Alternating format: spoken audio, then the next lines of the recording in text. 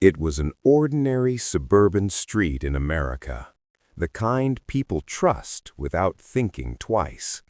Neatly trimmed lawns, white fences, porch lights glowing softly after sunset. This was a place where neighbors waved politely and believed nothing truly bad could happen. But history has proven one thing again and again: danger often hides behind familiarity. The case that would later be known as the neighbor's secret began quietly. No screams, no sirens, just a feeling that something wasn't right, a feeling most people ignored. The man next door seemed normal, friendly, helpful, forgettable, and that was exactly the problem. In the United States, many real crime cases start this way. The killer isn't a stranger, it's someone close, someone trusted, someone who blends in so well that no one looks twice. This story is based on true psychological patterns seen in real American investigations, where evil wore the mask of normal life. That night, nothing unusual was reported, but years later, investigators would say this was the beginning. The neighbor's name appeared in no police report at first. He paid his bills, he smiled at children, he waved to passing cars. In communities across the USA, this type of person rarely raises suspicion. That's why psychological criminals often choose suburban neighborhoods, because trust is automatic. But subtle signs existed: late-night movements, basement lights turning on at strange hours, a pattern of deliveries no one could explain. True crime records show that many American serial offenders operated for years because neighbors didn't want to seem rude or paranoid. One woman later recalled feeling uneasy every time she passed his house. She said the air felt heavy, like something was watching. At the time, she laughed it off. After all, this was America, a safe neighborhood, a good zip code, a quiet street.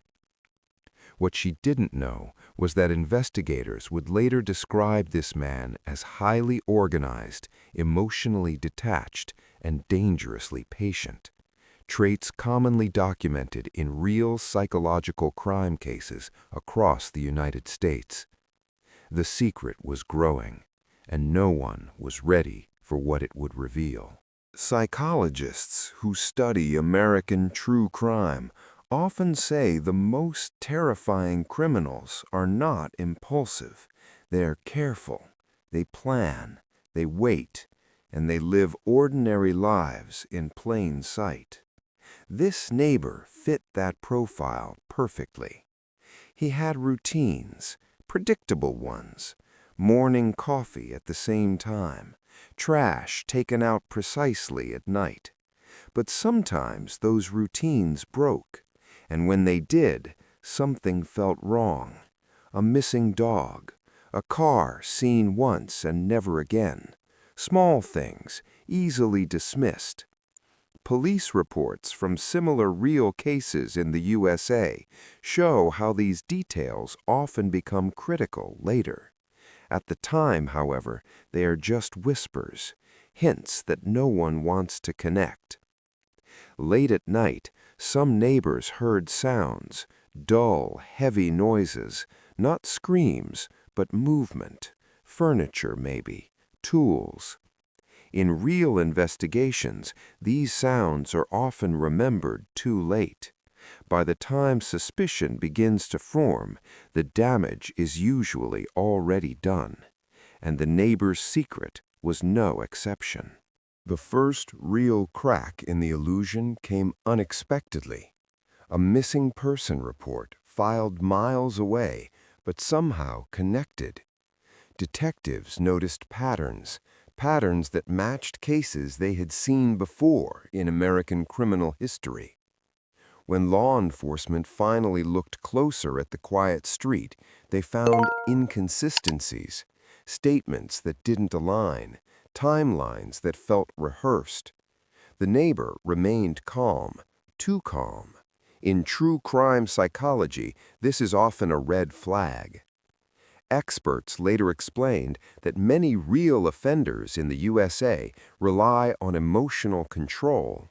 They believe if they stay calm, suspicion will pass, and often it does, until it doesn't. That night, as investigators parked silently across the street, the house looked the same as always, peaceful, ordinary. But behind those walls, a truth was buried, and once uncovered, it would shock not just the neighborhood, but the entire nation. When detectives first knocked on the neighbor's door, there was no resistance, no panic. He welcomed the men calmly, offering water, speaking politely, answering questions with practiced ease. In many real American investigations, this moment is critical. The suspect believes confidence equals safety. Inside the house, everything appeared normal. Clean floors, neutral colors, family photos placed just right. But investigators are trained to notice what feels too perfect. In real cases across the United States, criminals often overcompensate, trying to erase any sign of chaos. One detective later said the house felt emotionless, no warmth, no personal chaos. That absence stood out. Psychological profiling in true crime shows that some offenders detach completely from emotional reality, treating life like a controlled environment. Nothing illegal was found that day. No arrests were made. The neighbor watched calmly as the police left. To him, the danger had passed. But to trained investigators, the quiet had become louder than noise. Weeks passed. Life on the street returned to routine. Neighbors relaxed again, believing the police visit had been a misunderstanding. In many real American true crime cases, this is how offenders gain confidence, by surviving close calls. But behind the scenes, detectives kept working. Phone records, travel patterns, surveillance footage from nearby gas stations. Slowly, a timeline formed, and it didn't match the neighbor's story. In the USA, modern investigations often rely on small digital traces, a receipt, a signal, a vehicle caught on camera for just a second. That second can change everything. One late-night review revealed something chilling. The neighbor's car had been seen near the location where the missing person was last alive. Not once, but multiple times, always late at night, always alone. This wasn't coincidence, it was behavior. And behavior in true crime psychology never lies. When investigators returned, their tone changed. The questions were sharper, more direct. The neighbor noticed. For the first time, something slipped. A pause that lasted too long. A breath taken at the wrong moment. Experts in American interrogation techniques note that trained liars rarely panic, but their timing betrays them. Silence becomes heavier. Words feel calculated. This time, detectives asked about the basement. He hesitated. Basements appear again and again in real U.S. crime cases, not because they are sinister by nature, but because they are private, hidden, controlled. That privacy attracts certain personalities. The neighbor finally agreed to let them look. As they walked downstairs, the air changed, colder, stiller. One officer later described feeling a pressure in his chest, an instinct built from years on the job. They hadn't found proof yet, but they were very close. The discovery didn't come with dramatic music or sudden screams. In real life, truth often arrives quietly. A stain that shouldn't be there. A tool cleaned too thoroughly. Soil disturbed and replaced. Forensic teams were called in, and once they started, the illusion collapsed fast. In many real American cases, it's forensic evidence, not confessions, that ends the story. The neighbor said nothing as evidence was collected. His face showed no emotion. Psychologists later explained this reaction as emotional shutdown, a common trait in documented U.S. serial and violent offenders. By sunrise, the street was no longer just a quiet neighborhood, it was a crime scene. Yellow tape, unmarked cars, whispers behind curtains. The secret was no longer hidden, and what investigators would uncover next would be far darker than anyone imagined. As forensic evidence began to surface, investigators realized this case was bigger than a single crime. The patterns were familiar, too familiar. In real American investigations, this moment is chilling, the realization that there may be more victims. Records showed gaps in the neighbor's past, years that couldn't be fully explained, jobs that ended suddenly, moves across different states. In the United States, many long-running true crime cases reveal offenders who relocate often, staying just ahead of suspicion. Detectives revisited old missing person cases from nearby counties.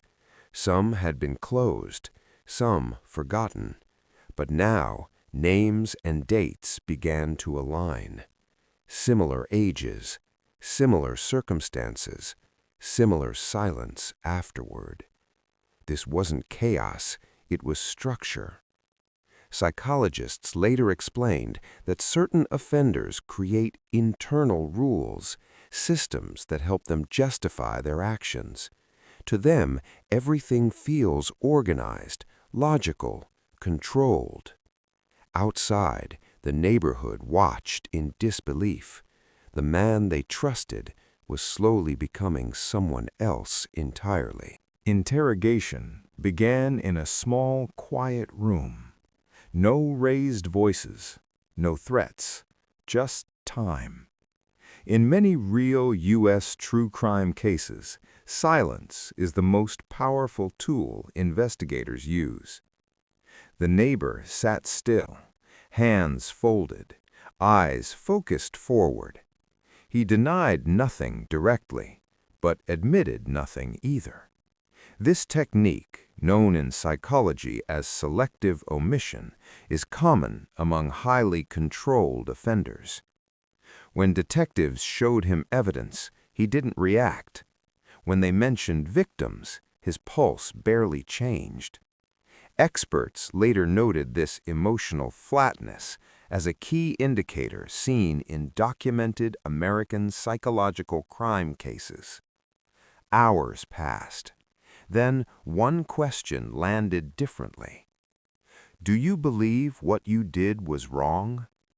For the first time, he looked up. That moment, just seconds long, would later be described as the beginning of the end. What followed was not a confession, but an explanation. And in true crime history, explanations can be more disturbing than admissions. He spoke calmly, about control, about fairness, about how people never noticed him anyway. In many real cases across the USA, offenders justify their actions by minimizing their victims, turning humans into objects. Detectives listened without interruption. This is standard practice. Let them talk. Let the mask slip. He described his life as ordinary, invisible. He believed no one would miss the people who disappeared.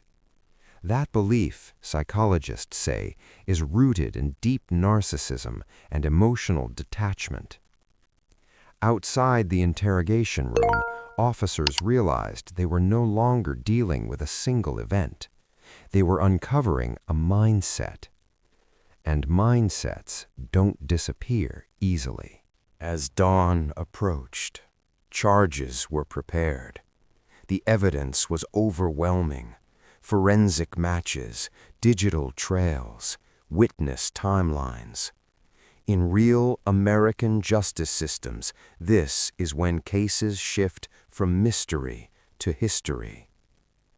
The neighbor was escorted out quietly. No dramatic outbursts, no last words, just silence. That silence followed the neighborhood for years. Residents later reported insomnia, anxiety, guilt. Many asked the same question: how did we not see this? In the USA, communities affected by true crime often experience long-term psychological impact even when justice is served. Experts remind us that these crimes don't happen because people are careless. They happen because some individuals are very good at hiding, and sometimes the most dangerous secrets live right next door. As investigators worked through the evidence, attention slowly shifted to the victims. In many real American true crime cases, victims are remembered too late. Lives reduced to files, photos, and timelines.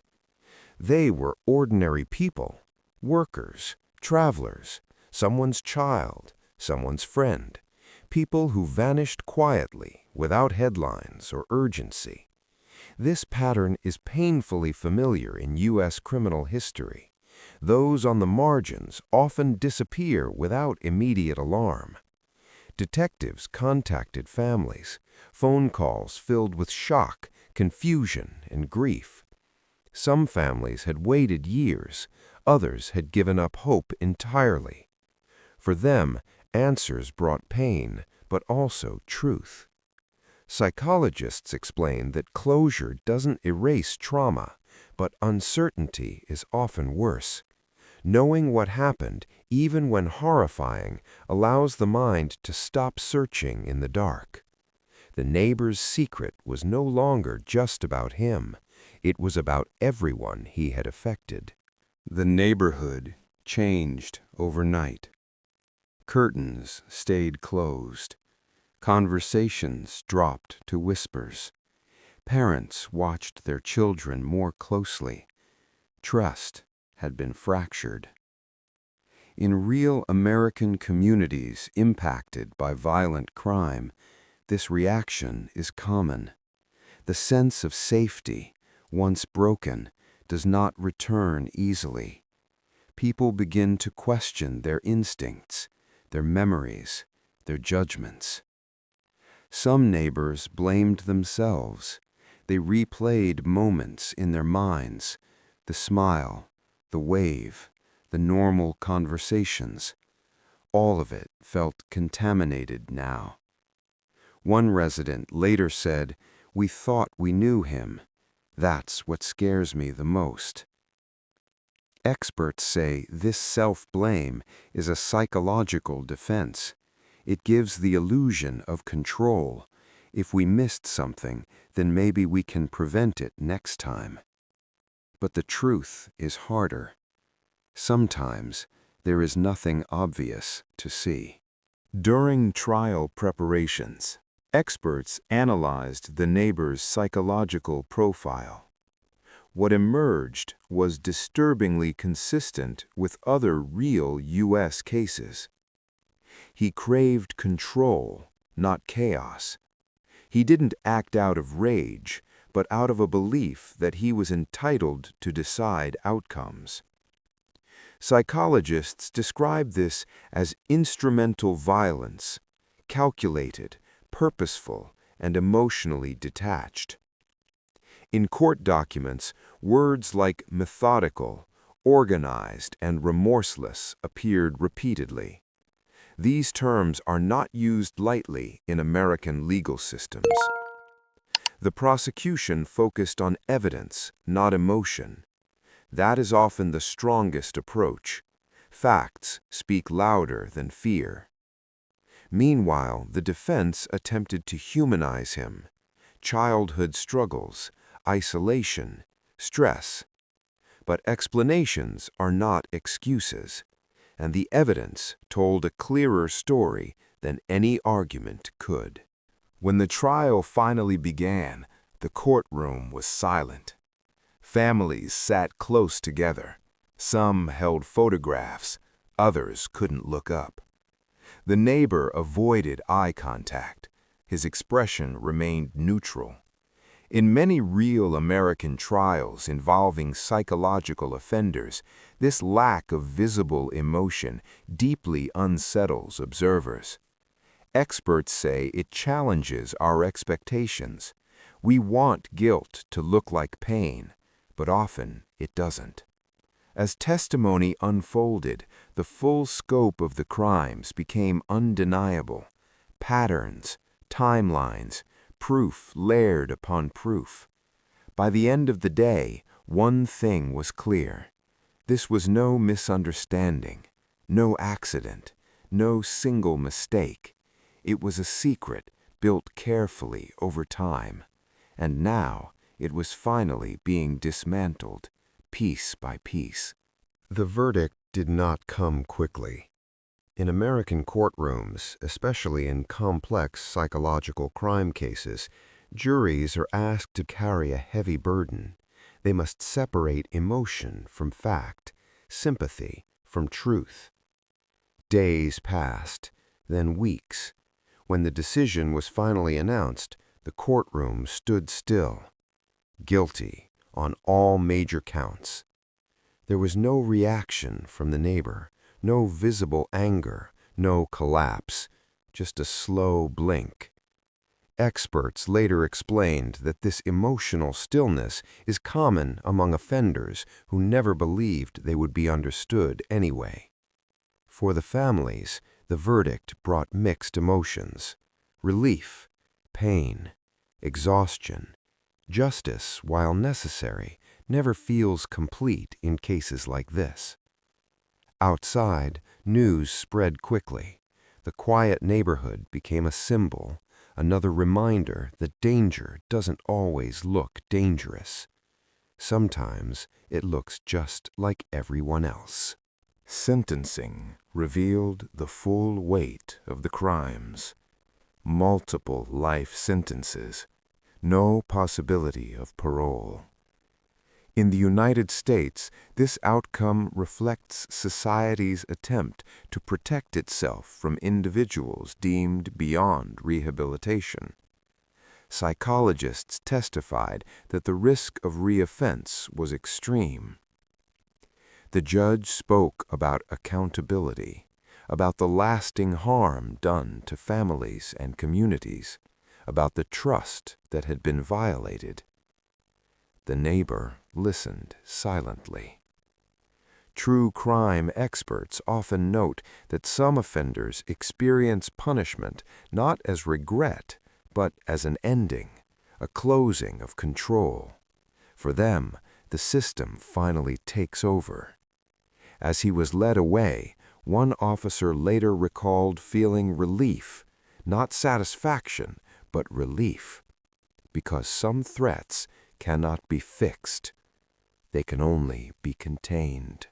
Years later, the case continued to appear in training materials and criminal psychology studies across the USA, not because it was unique, but because it was familiar.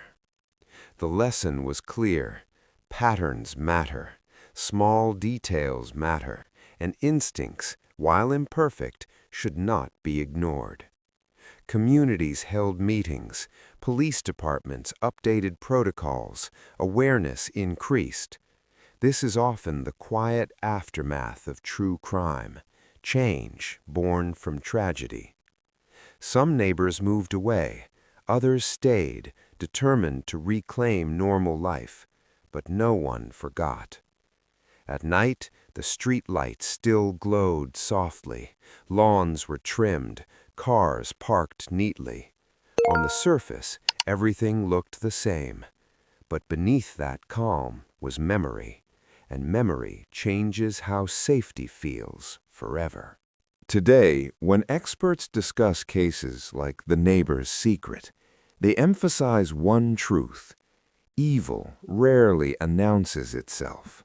It adapts, it observes, it blends in. This story, inspired by real patterns and real American investigations, is not meant to create fear, but awareness, because awareness is the strongest defense. The people involved were real, the pain was real, and the lessons remain. So the next time you wave to a neighbor or trust a familiar face, remember, safety isn't about paranoia. It's about paying attention, because sometimes the most dangerous secrets live closer than we ever imagine. After the sentencing, media attention intensified. National outlets revisited the case, analyzing every detail. In the United States, true crime stories often resurface not just for shock, but for understanding. Documentaries were planned, podcasts dissected timelines, experts debated warning signs that had been missed. For the public, The Neighbor became a case study in how ordinary appearances can hide extraordinary danger. But for the families, media attention was complicated. Exposure brought awareness, yet reopened wounds. Many chose silence. Others spoke, hoping their stories might prevent future tragedies. This dual reality is common in American true crime culture. Public education grows while private grief deepens. The case was no longer just a crime. It had become a lesson repeated across screens and classrooms. Law enforcement agencies across the country reviewed their procedures. Cold cases were reopened. Databases were rechecked. In real U.S. investigations, high-profile cases often trigger broader change.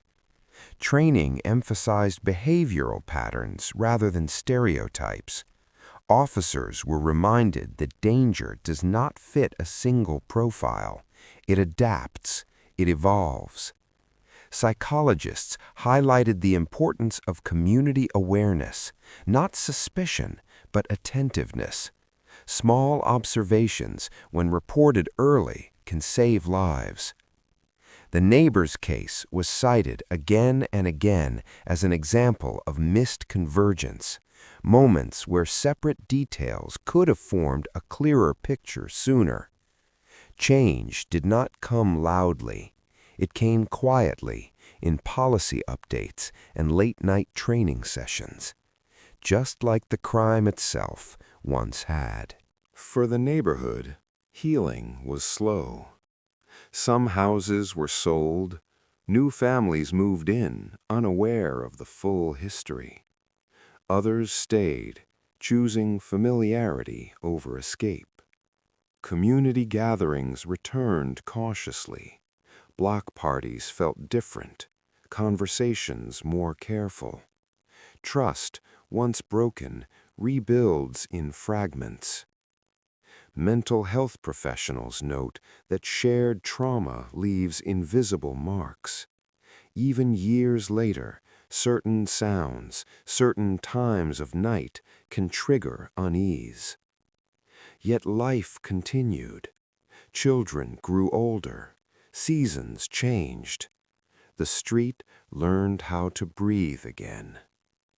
Not because the past was forgotten, but because survival demands forward motion. And memory, while heavy, can coexist with hope. Today, The Neighbor's Secret stands as one of many stories that remind America of a difficult truth. Safety is not guaranteed by appearances. This story is rooted in real investigative patterns, real psychological profiles, and real consequences seen across the United States. It is not fiction, it is reflection. As you listen in the quiet of the night, let the story settle, not as fear, but as awareness.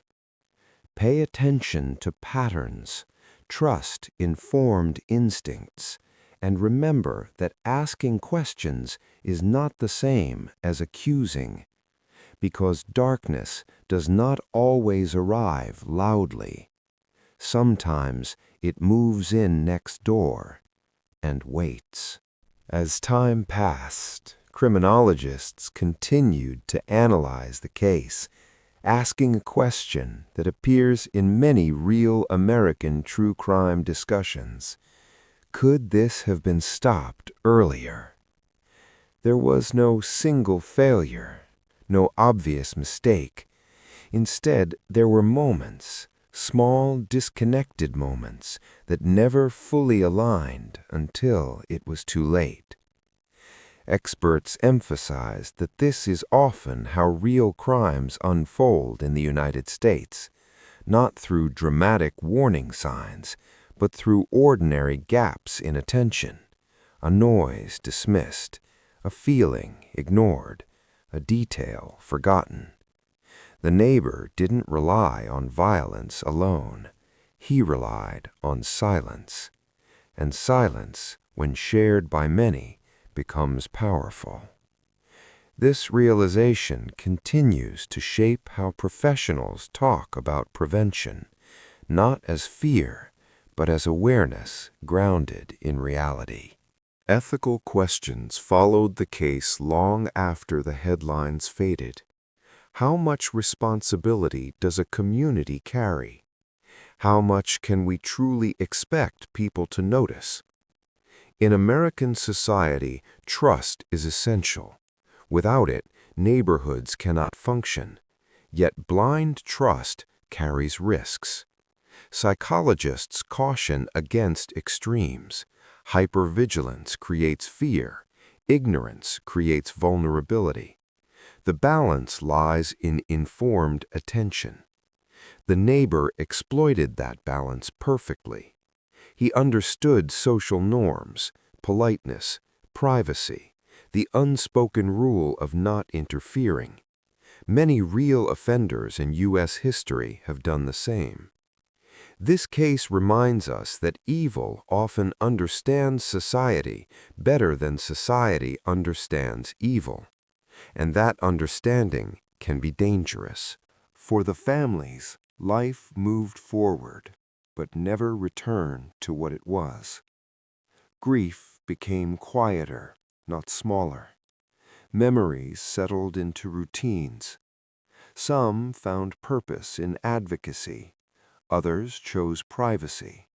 Both paths are valid. In real American true crime aftermaths, there is no single way to heal. What united them was resolve. Their loved ones would not be reduced to statistics. They would be remembered as people, complex, flawed, real. This insistence on humanity stands in direct contrast to the mindset of the offender, who erased individuality to justify control. In remembering the victims fully, something important was reclaimed: dignity. As this story comes to a close, one final truth remains. The neighbor's secret was never just about one man. It was about systems, about psychology, about how easily danger can hide inside routine. This story, inspired by real American cases and real investigative patterns, is told not to frighten, but to illuminate. So, as you rest tonight, let the quiet guide reflection, not fear. Notice patterns, ask gentle questions, stay aware without losing compassion. Because the most unsettling stories are not the loudest ones. They are the ones that sound familiar. Long after the case files were closed, professionals continued to return to this story. In American criminal psychology, certain cases linger, not because of brutality, but because of how ordinary they begin. Training academies used it to teach one lesson above all. Familiarity is not proof of safety. The neighbor did not stand out, and that was his advantage. Investigators emphasized that prevention is rarely about dramatic heroics. It's about connection, communication, small observations shared early. This case reshaped how some departments approached community reports, no longer dismissing patterns simply because they seemed minor. Because in real crime history, minor details often become the most important ones. The neighbor's secret endured as a warning, quiet, persistent, and deeply unsettling. The house itself eventually sold, renovated, repainted, new memories layered over old ones. In America, places tied to crime often undergo this transformation, an attempt to reclaim normalcy. Yet some things remain intangible. Neighbors reported that the house never truly felt empty, not haunted, but heavy, as if memory had weight. Experts explain this as psychological imprinting. When trauma occurs in familiar spaces, the mind attaches meaning to place. It's not the building that changes, it's perception. New residents knew little of the past. Life moved forward for them. But for those who remembered, the house was never just a house again. It was a reminder of how close danger once lived. In interviews years later, investigators spoke quietly about the case, not with pride, but with reflection. They spoke about lessons learned and lessons that still feel incomplete. One detective said, "The hardest part wasn't catching him, it was realizing how long he had been there." That sentence captures something essential about real American true crime. The shock is not only in what happened, but in how long it went unnoticed. This awareness reshaped how some officers listened to communities, how they valued intuition alongside evidence. Because sometimes the truth doesn't arrive as proof. It arrives as a feeling that refuses to fade. As this story continues toward its final moments, one idea remains clear. Evil does not always crash through doors. It often waits patiently, hidden inside routine and politeness. The neighbor's secret is not unique. It echoes patterns seen again and again across the United States. And that repetition is the most unsettling part. So, as the night grows quiet and your thoughts slow, let this story settle gently, not as fear, but as awareness. Because awareness is what turns silence into protection. And sometimes that makes all the difference. As years went by, public memory slowly softened. New stories replaced old ones. Headlines changed. But for those closest to the case, time did not erase, it rearranged. In American true crime history, this fading is common. Society moves forward. Individuals carry the weight. Some former neighbors still avoided that street. Others drove past it daily, forcing themselves not to look. Trauma does not demand attention, but it asks for acknowledgement. Psychologists explain that unresolved fear often disguises itself as routine. People appear fine, they function, yet something remains unsettled beneath the surface. This case lived on in that quiet space, between remembering too much and being forced to forget. One question continued to surface in late-night interviews and academic discussions. What creates someone like this? The answer was never simple. No single cause, no clear origin. In the United States, decades of research show that psychological offenders are shaped by a combination of factors: personality, environment, opportunity, and choice. Choice matters. The neighbor was not unaware. He was not confused. He understood consequences. He simply believed they would never reach him. That belief of being untouchable is documented again and again in real cases. It is not madness. It is entitlement. And entitlement, when paired with patience, can be devastating. For listeners, stories like this spark a quiet self-examination, memories replayed, moments reconsidered. Was there a time you felt uneasy and dismissed it? A detail you noticed but chose not to mention? This reflection is not meant to assign blame. Experts stress that responsibility lies only with the offender, but reflection has value. In American crime prevention studies, awareness grows not from fear, but from attention, from listening carefully to environments, behaviors, and changes over time. The goal is not suspicion, it is presence, being mentally present in the spaces we call safe. As the story nears its end, the silence becomes intentional. No dramatic final act, no shocking twist, just the understanding that some truths arrive slowly and stay forever. The neighbor's secret did not end with arrest or sentencing. It continued in memory, in caution, in the way people learned to look just a little closer. This is how real stories end, not with noise, but with a quiet shift in how the world is seen. In the aftermath of everything, silence became the loudest presence. Not the silence of fear, but the silence of understanding.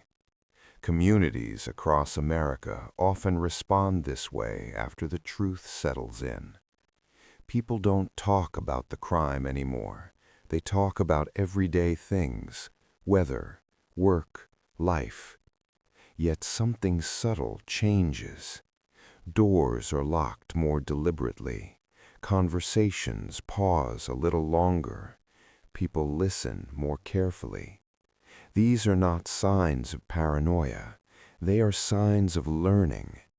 True crime experts note that lasting impact rarely looks dramatic.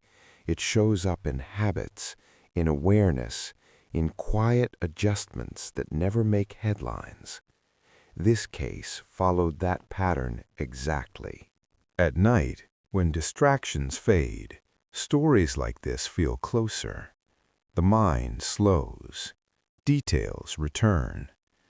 That is why so many people listen to true crime before sleep, not for fear, but for understanding, to make sense of how reality can fracture beneath routine. The neighbor's secret resonates because it challenges a comforting belief that danger is obvious. In real American cases, it almost never is. Instead, Danger waits inside normalcy, protected by politeness and assumption. This realization is unsettling, but also empowering, because once you understand how something hides, you are less likely to overlook it again. For the families, remembrance became a quiet ritual. Birthdays acknowledged privately, names spoken softly, lives honored without spectacle.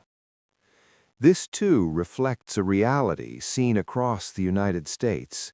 Healing is rarely public. It happens in moments no one else sees. Psychologists say this form of remembrance restores balance. It returns individuality to those who were reduced to victims. In that sense, the story never truly belongs to the offender.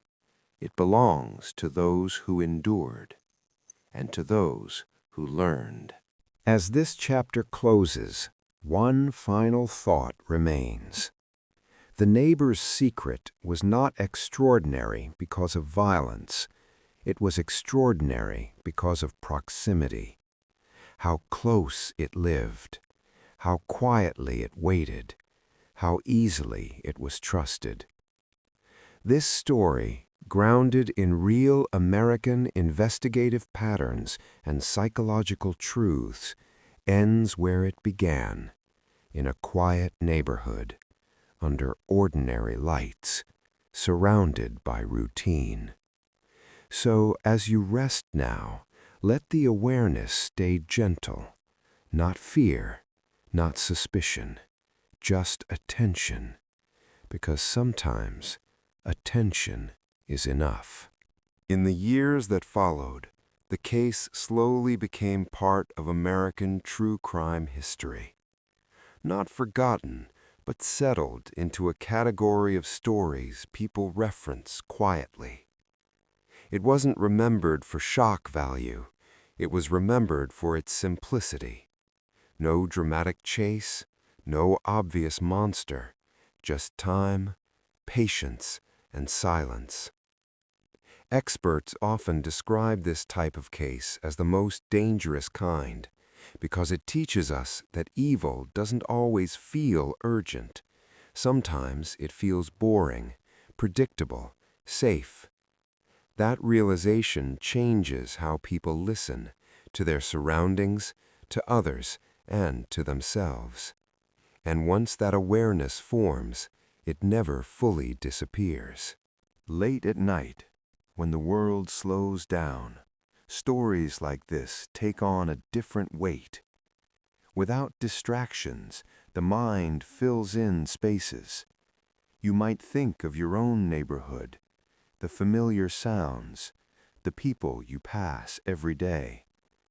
This is not meant to create fear. Fear fades quickly. What lasts longer is understanding. Understanding that safety is an active state, not a permanent one. That attention is a form of care for yourself and for others. In many real American cases, awareness did not prevent everything, but it prevented enough.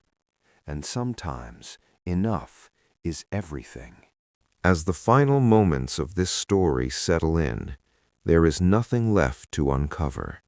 No more secrets, no unanswered questions, only reflection. The neighbor is gone from the street, the house has changed, the community has moved forward. Yet the lesson remains quietly present, that the most important signals are often subtle, that instincts deserve respect, and that ordinary life deserves careful attention. This is how real stories conclude, not with closure, but with clarity. And clarity is a powerful thing. Now, as you prepare to rest, let the story fade gently. There is no danger here, only awareness, only calm. The neighbor's secret ends not as a warning, but as a reminder that attention can be quiet, that understanding can be gentle, and that safety grows when we stay present. The night is still, the story is complete, and tomorrow life continues, a little more aware than before. Good night,